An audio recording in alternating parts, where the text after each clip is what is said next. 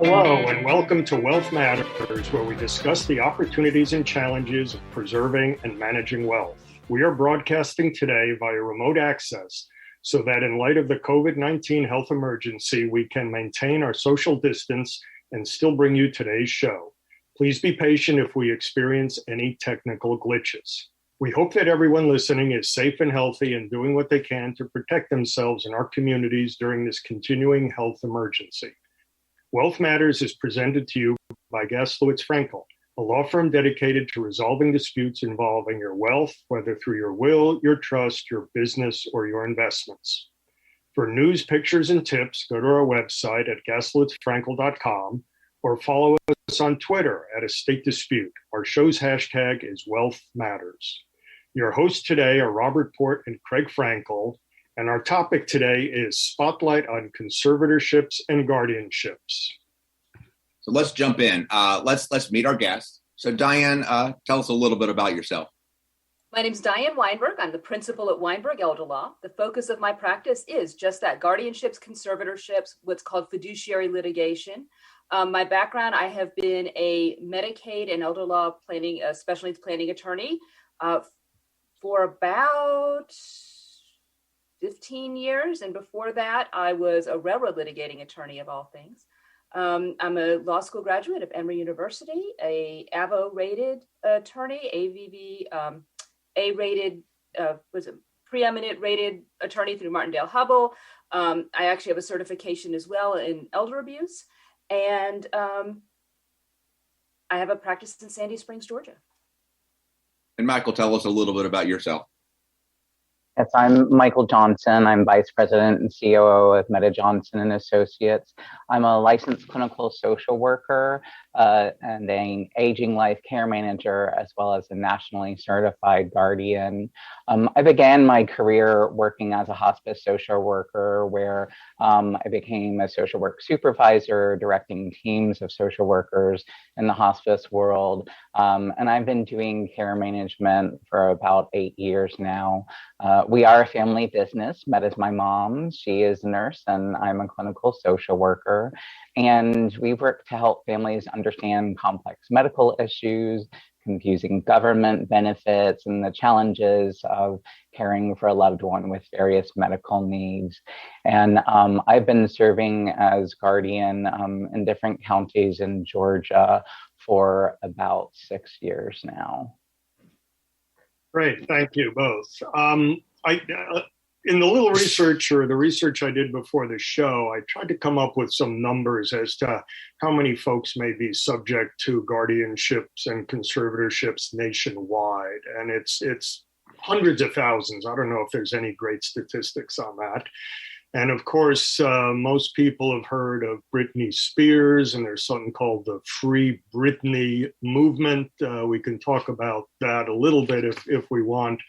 But I thought maybe we'd start today by talking a little bit about a broad overview of guardianships and conservatorships. Each state's laws are a little different. Both Diane and you, Michael, work here in Georgia.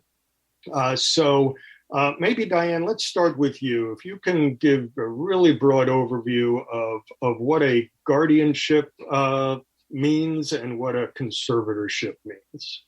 Sure. And what people also need to be aware of is that these terms are used differently from state to state. So we're talking guardianship and conservatorship in Georgia. In other states, and for example, California, a guardianship refers to somebody who's under a protective proceeding, who's under the age of 18, and conservatorship refers to 18 and above. Some states you hear guardianship of the person and the guardianship of the property. So it varies from state to state. So that's really important to keep in mind, that we're talking about Georgia law, and not, you need to be careful where you are, that you're using the right terminology with your attorneys and with the courts. But guardianship and conservatorships are protective proceedings. And I'm going to make a quick contrast here with powers of attorney, which there's a lot of confusion between powers of attorney and guardianship, but I think by understanding one, it helps you understand the other.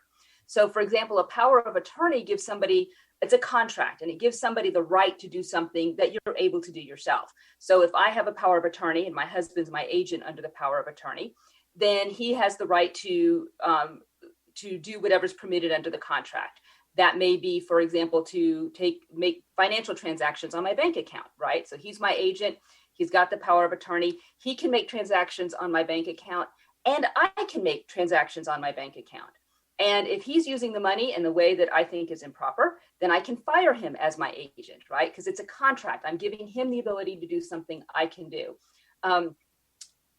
By contrast, and also his powers are limited within the term of the contract. So if I say you can only write checks on months that end in a Y, in August, September, October, November, he can't write checks on my account, okay? It can be very specific as to the terms of those contracts.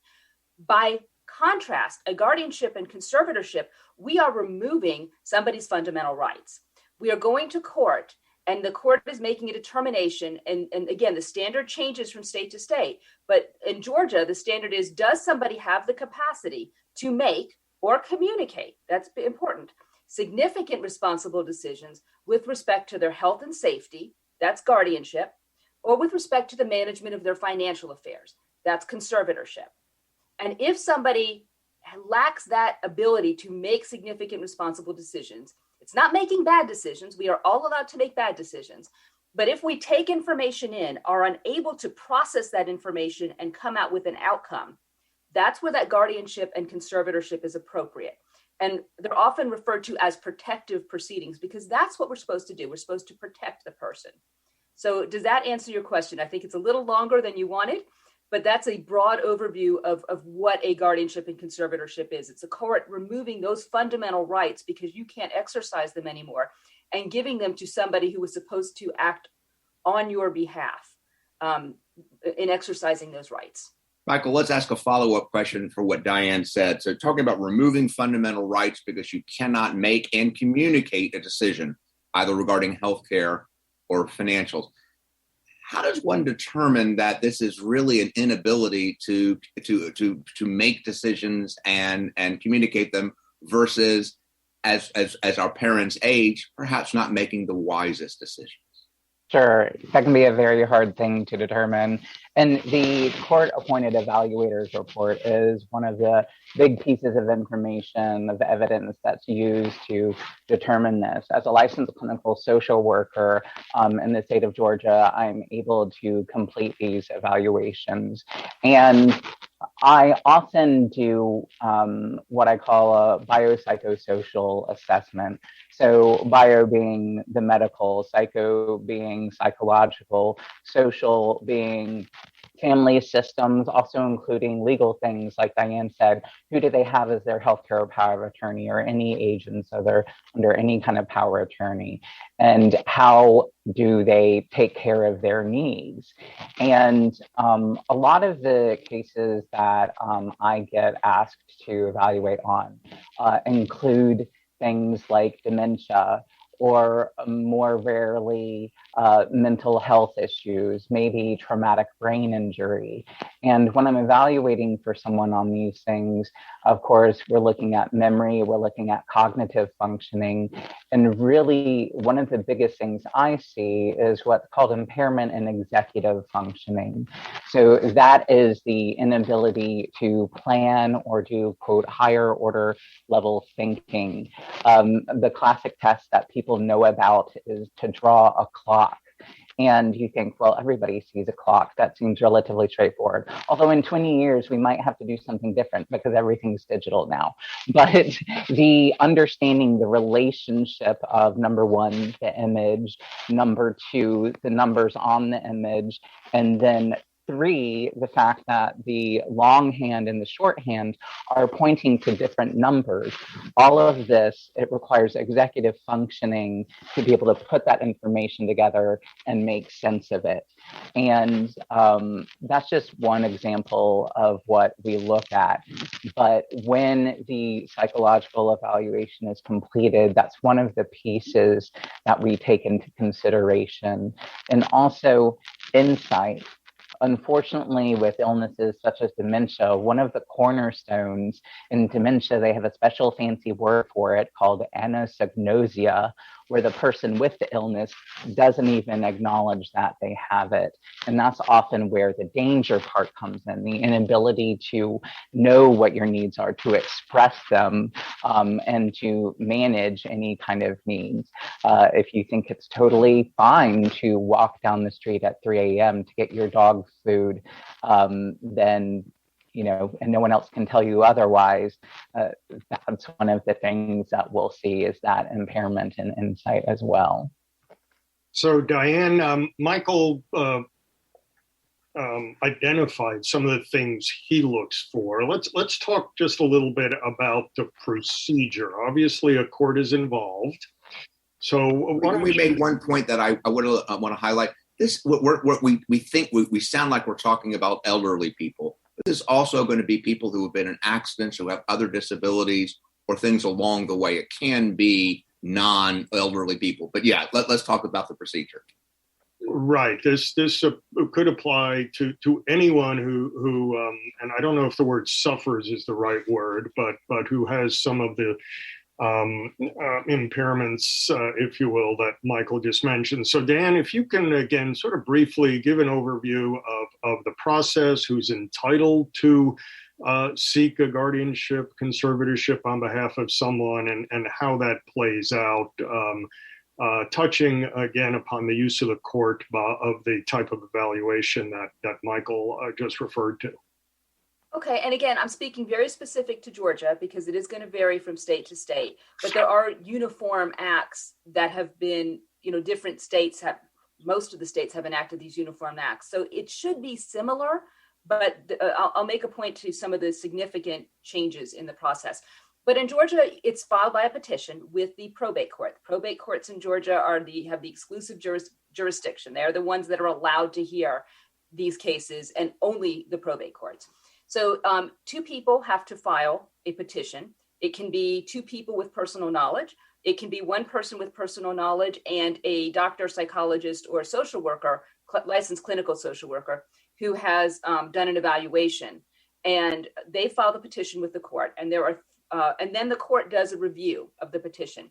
Has this person said enough to make me think that that the proposed ward, that's what the individual is called, the proposed ward, that they lack capacity to make or communicate significant responsible decisions with respect to health and safety or management of their financial affairs.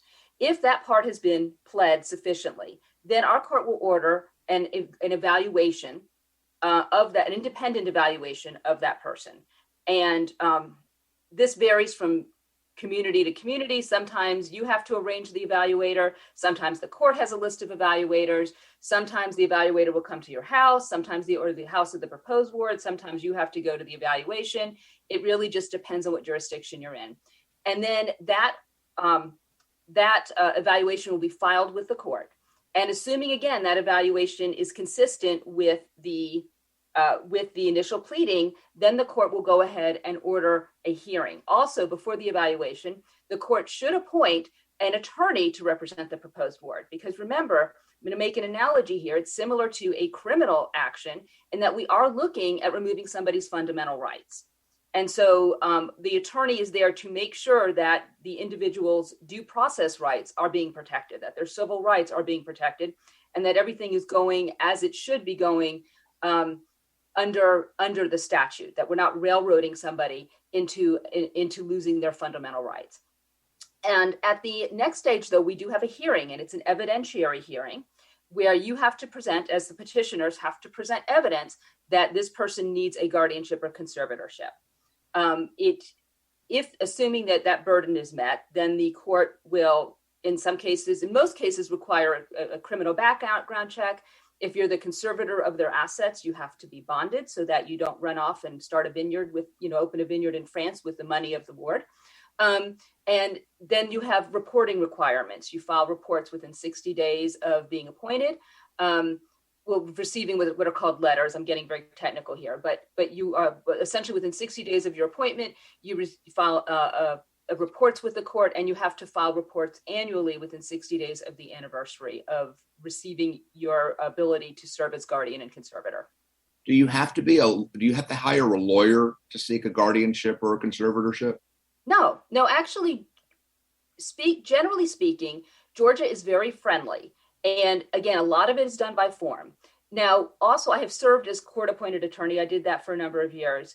And when I was a court-appointed attorney, I did work with, you can't really present legal advice to the other side, but sometimes you might suggest options.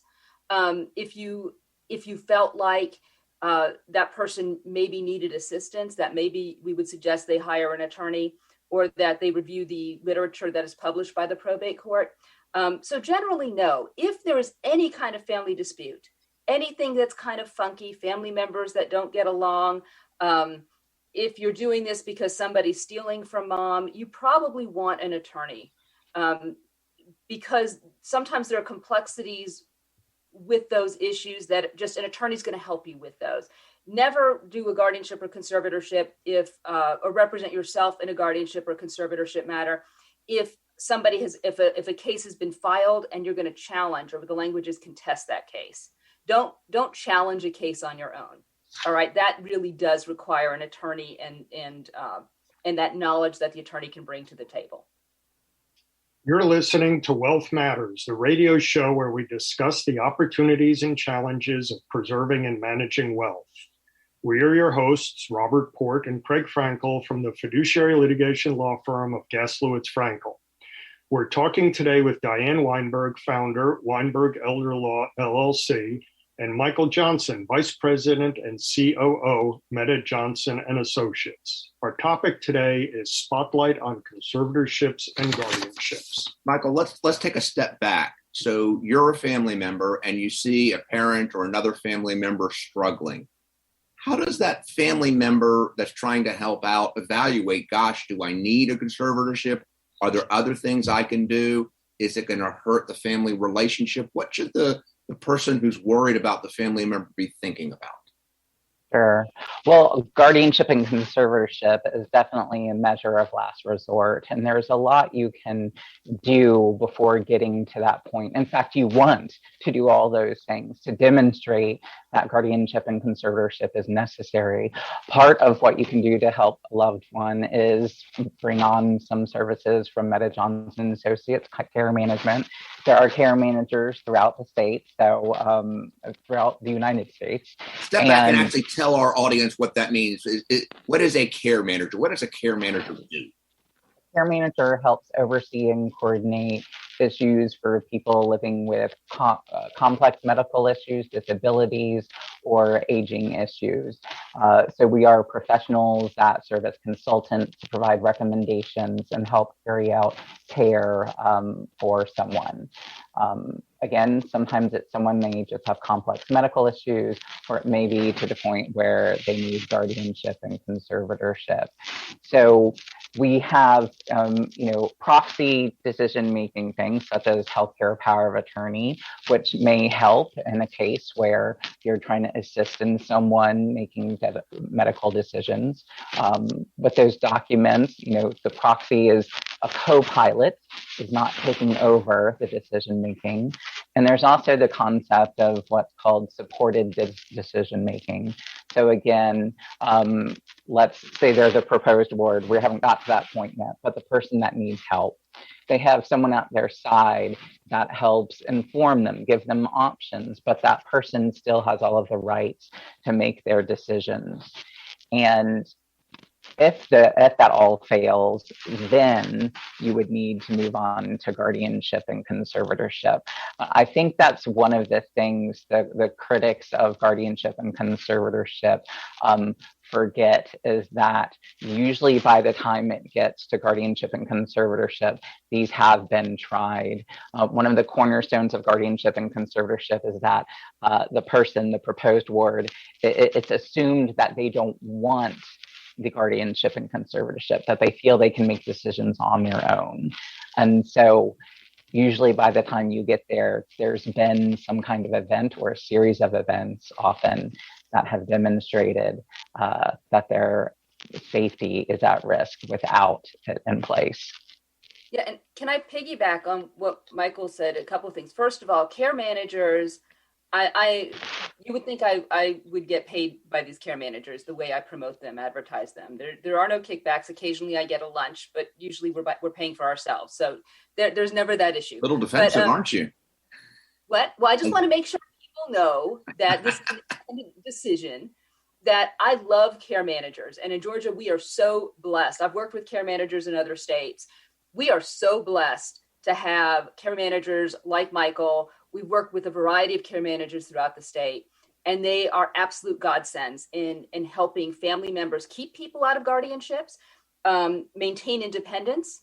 And even when there's guardianships, and particularly if you have a lot of family infighting, they do a great job of taking care of the person that is the subject of the guardianship and keeping them out of those family disputes. Cannot say enough good things about a care manager.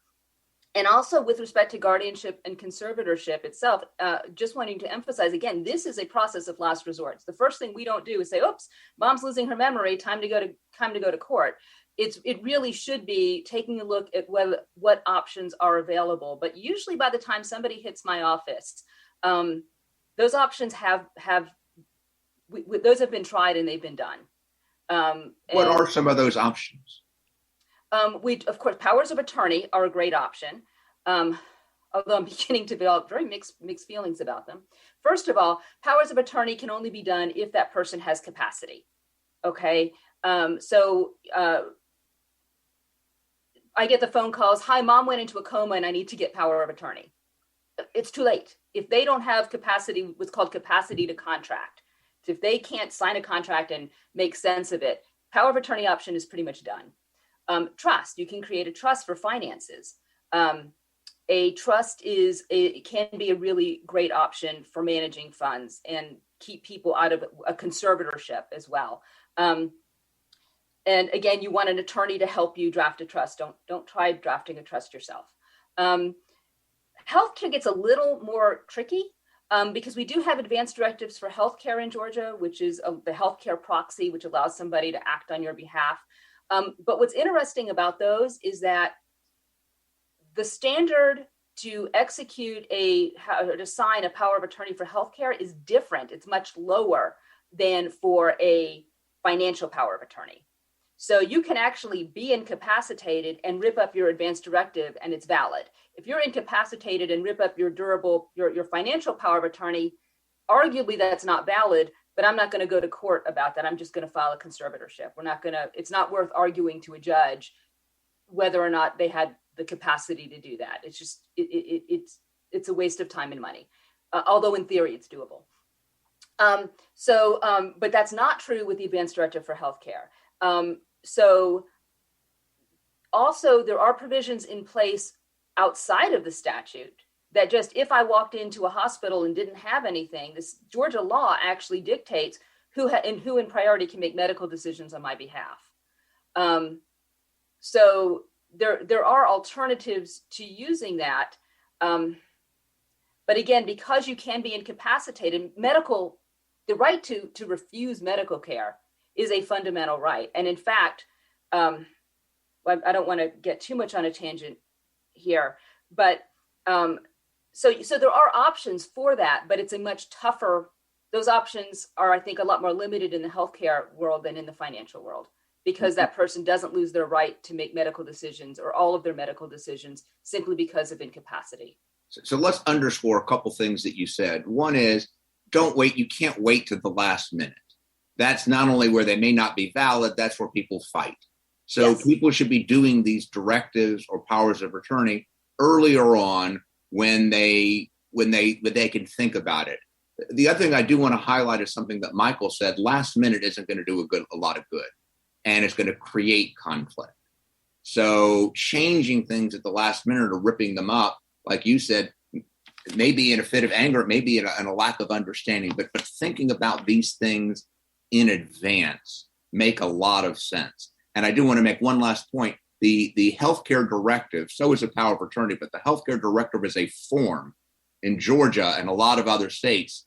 And in Georgia, it was actually created by doctors and caregivers and lawyers. So it's trying to be a little bit helpful. But let's ask that question, Michael. Are healthcare directives helpful, or are they really not going to help you? I mean, they may give you the authority, but do they give you enough direction to help the proposed loved one, proposed ward, or the loved one actually get the healthcare they deserve?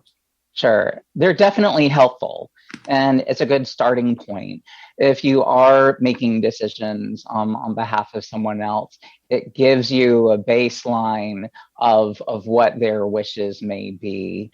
I think, so for example, in the Advanced Directive for Healthcare, there's a question about resuscitation, which, we're talking about heroic measures. It is that proverbial question that people dread of having to make the decision: do we do resuscitation? Do we do heroic measures?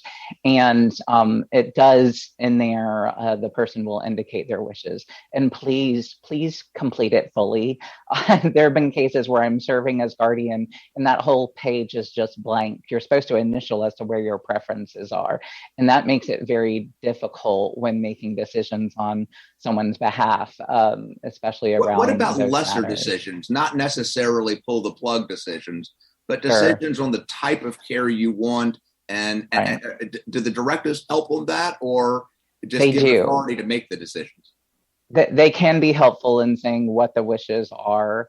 And as a professional guardian, that's one of the first places that I go to when I'm trying to make decisions on behalf of my ward. If the ward themselves is unable to communicate to me what their wishes are, and that can be helpful. It doesn't include things which one of the big questions is, can mom stay in the home that she's been living in for the past 30 years? That's not in there at all. And I think we've said before, no one ever says, I want to go live in a nursing home, but sometimes that is the best and necessary decision for their safety and well-being. So guardians often have to make decisions that the ward in that moment, they don't want to take that route.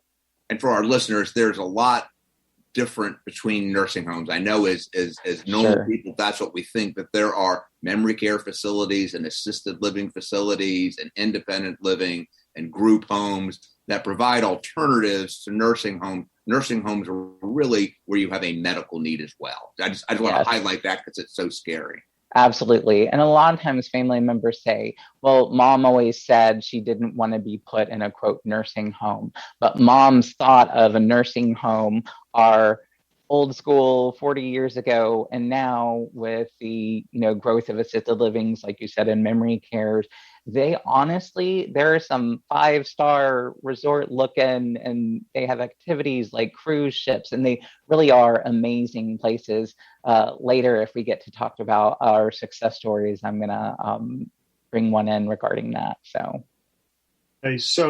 Diane, a major topic, and we've all touched on this, Michael's touched on it, is decision making by the proposed ward.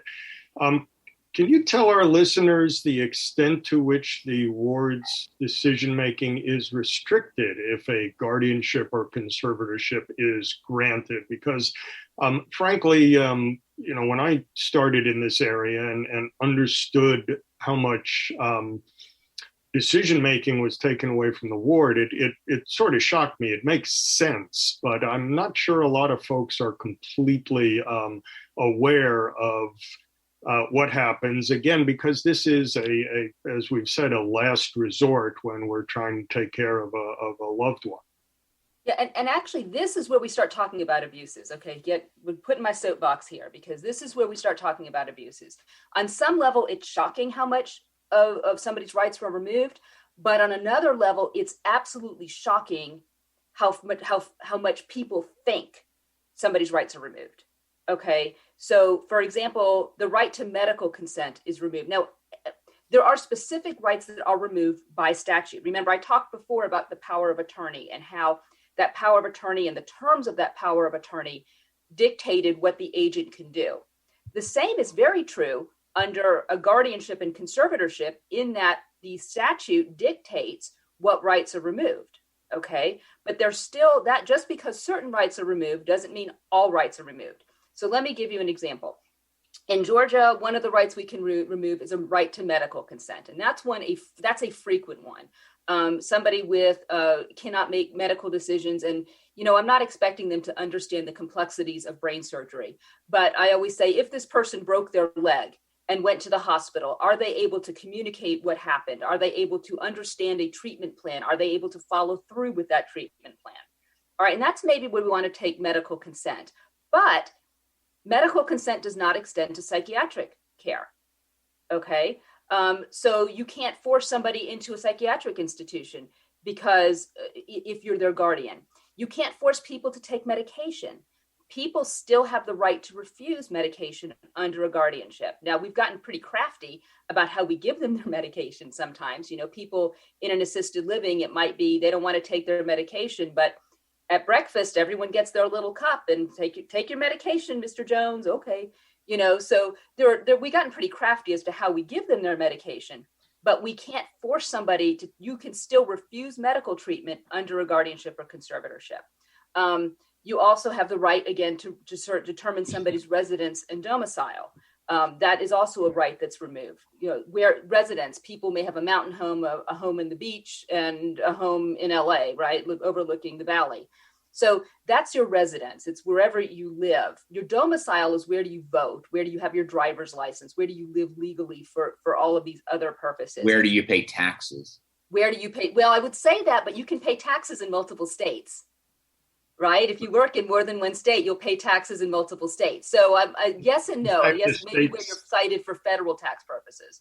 Yeah, I was going to, in fact, the states insist on that you pay taxes in all the various places. Yes, they do. And you will hear from them if you don't. My husband used to be a consultant and traveled all over. Yes, I am aware of what happens if somebody doesn't pay those taxes and you owe them. So, anyway, so that is so taxes are not always the best, but again, yes, that can be an indicator of where somebody is domiciled. You want to, so anyway, as a guardian, you can make that determination. But again, let's go back to somebody who maybe has a mental health problem and you're their guardian. Well, can you put them in a psychiatric center? As I said before, no, you can't. You maybe can put them in a residential center that offers psychiatric treatment on a voluntary basis. And again, peer pressure can be a wonderful thing. If you put a person and say, you're going to live in this place that offers these voluntary services, they may do a great job. Well, if everyone goes to group this morning, then we're all going on a field trip this afternoon. Okay, I'm going to go on my field trip this afternoon. But again, it's all voluntary and it doesn't keep them from getting thrown out of the program if they're non-compliant. Okay, so there are limits there too. Financially as well, there are limits as to how you can use the money. You cannot use the money that belongs to the ward for things that you want. It's got to be used for the benefit of the ward. You cannot spend it however you see fit. You actually have reporting requirements to the court, and every year you submit to the court a budget, and you have to tell the court if that budget is changed, and you have to get approval from the court to change that budget. So again, there's not this free-for-all spending. You actually have to act on somebody's behalf. You are what we call their fiduciary. You are responsible to them, and the law dictates what you can and can't use that money for. And if you are not spending the money prudently, then you can be removed as guardian, as conservator. Another issue with guardianship, people think that, hey, if I become guardian, I can keep this person from visiting my mom forever. I don't like my brother. He's a horrible person, and he will never visit mom or dad again because I'm mom and dad's guardian. Nope, doesn't work that way either. And in fact, under the guardianship statute, it says that you are to allow visitation. They think that you can just do things whether or not mom likes it. Well, yes, that's true to some extent, but the guardianship code does require that you talk to your ward and find out what you want. So I think people think that they kind of become, on some level, a guardianship and conservatorship removes somebody from their current age back to when they're 18, from those rights. But it doesn't take away all those rights. We still have certain rights that are fundamental that the guardianship and conservatorship does not remove, or that are specifically preserved by statutes. And I think people need to understand that they are taking on the responsibility, but they are not the dictator of their ward. They have to protect their ward, but preserve those wards' fundamental rights that are not removed by these protective procedures. And that is where I run into the biggest problem. And increasingly, I'm seeing people use this process to try to institute a divorce between couples that have been married for long periods of time. It's very abusive in these practices. The right to get a divorce or marry belongs to the ward unless the court specifically grants that authority, or does the guardian have the authority to do a divorce or get married or allow the person to get married? There is one part of the code that I'm not clear on, because it does appear that the guardian may be able to do irretrievably broken marriage without going to court under Georgia law. But for everything else, you actually have to get court permission. Now, I've seen people do it without getting court permission. And I have seen people do it or trying to get court permission to do it. But again, I think this person is thinking, hey, if I file for divorce, then dad won't ever get to see mom again. Yeah, again, it doesn't work that way, because they still have the right to visit with whoever they want under the code. You're listening to Wealth Matters, the radio show where we discuss the opportunities and challenges of preserving and managing wealth. Your hosts today are Craig Frankel and Robert Port from the fiduciary litigation law firm of Gastelum Frankel. Today, we're talking with Diane Weinberg with Weinberg Elder Law and Michael Johnson with Meta Johnson and Associates. And we're talking about Spotlight on Conservatorships and Guardianships. So let's talk a minute about some of the issues that you have. Michael, you can start. Where do good intentioned guardians and good intentioned conservators, where are the problems where they face and it's difficult for them to help their loved one? Like Diane said, I think the well-intentioned family member that says, well, I'm going to prevent my cousin or brother from seeing my parent is one of the biggest ones. When I'm serving as guardian, I sometimes do get criticism from family members in the mix are saying, how could you allow them to be around them after the things that they've said, barring that it's not actual abuse. But that's one of the biggest things. Or when they're using their finances as a way to kind of reward themselves for the hard work that they've done. Those are the big issues that come up. And I think too, especially in the world of dementia, when the person, how can I put it, is kind of susceptible to whatever person they're in front of. So when the son talks to mom, the mom says, oh, well, I'm upset with your sister. When the sister talks to mom, she says, I'm upset with your brother. And they create this story or this conflict where the cornerstone, the foundation of their information is what the loved one living with dementia said. And it's unfortunately not based in reality. And they often, if they're serving as guardian, use that as a means to separate or to dictate the care. And that can be really problematic.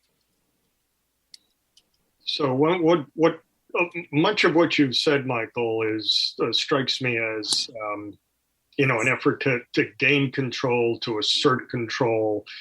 And I liked very much Diane's comment that you should think of this almost as though your loved one, the proposed ward, is maybe 18 at the place where they can make some decisions, but maybe not all of them.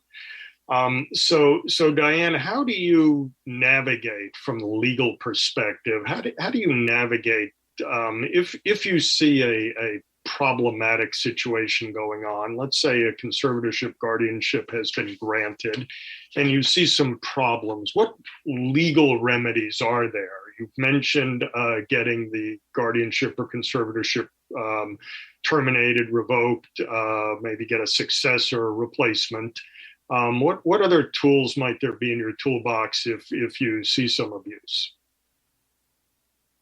You can actually petition the court to do an investigation and of a complaint. You've got to be careful. I believe there's a timeline that you can't file within a certain period, but after that period, you can file and ask the court to do an investigation, and the court will take those seriously. I've seen family members that just wrote a letter to the judge It wasn't even, they weren't represented. They wrote a handwritten letter to the judge, and that was enough to get the judge involved. And they actually did, in that case, remove the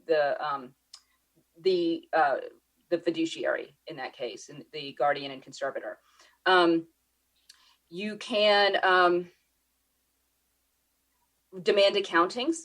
You can request accountings, or the court asks for an accounting of a conservator. Explain what an accounting is.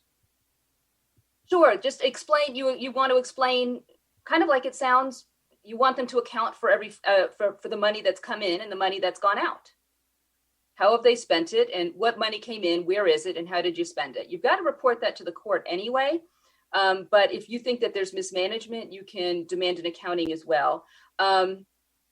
I have a feeling there's something else that you may be thinking of, but for the life of me, I can't think of the process that you're alluding to. Well, one of the things, obviously, if there's a problem, if there's been misconduct, there are separate civil actions that could be filed against the conservator or guardian to recover assets, to recover property, and things like that. So there are a number of things in the toolbox. And let me also say that I believe I'm correct in understanding that there is a criminal statute in Georgia, and again, we're focusing on Georgia here, which gives enhanced penalties if there is certain types of defined abuse with respect to folks over 65. So there are some other remedies out there. Again, we hope no one has to resort to that. But in the panoply of what happens in these situations, folks need to be aware that they are not without some potential remedies if some sort of abuse is discovered. Yeah, you can seek fiduciary. Yes, you can sue a fiduciary litigation. But I think to sue on behalf of the ward, you still have to be, if somebody's a conservator and they're mismanaging the funds, that's actually the person. The conservator has the right to sue. No, actually, the ward would have the right to sue the conservator for breach. That was actually permitted under the statutes. Yes, so they could file suit against their conservator as well. The question is, of course, there's one of a capacity. Now that we've hired the attorney to sue our conservator, do we understand enough to actually maintain the lawsuit, or does it make sense to get a successor in place and then sue the conservator? So there may be some timing issues with that, or issues as to how to set up that case. The criminal statutes have been very interesting. I've been pretty active with that and trying to see people prosecuted. It's very challenging, and this is my very, very frustrating. I was in a meeting a couple of years ago with the head of the GBI, and his comment, I think, was very accurate and very unfortunate, that really elder abuse is where child abuse was 40 years ago. It's still okay to do terrible things to mom.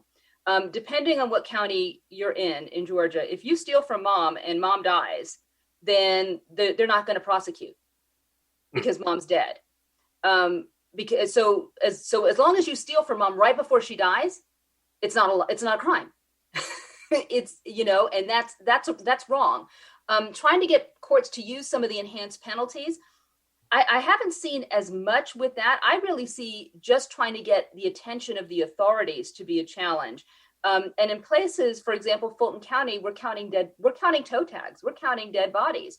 So how can I get somebody to pay attention to the fact that this person stole dad's car? And went away with it. This is one of dad's assets. Dad doesn't have a lot. Well, I've got 20 dead people here and dad's car missing. Guess where the resources are going? Not to dad. There's also, so some of it is that.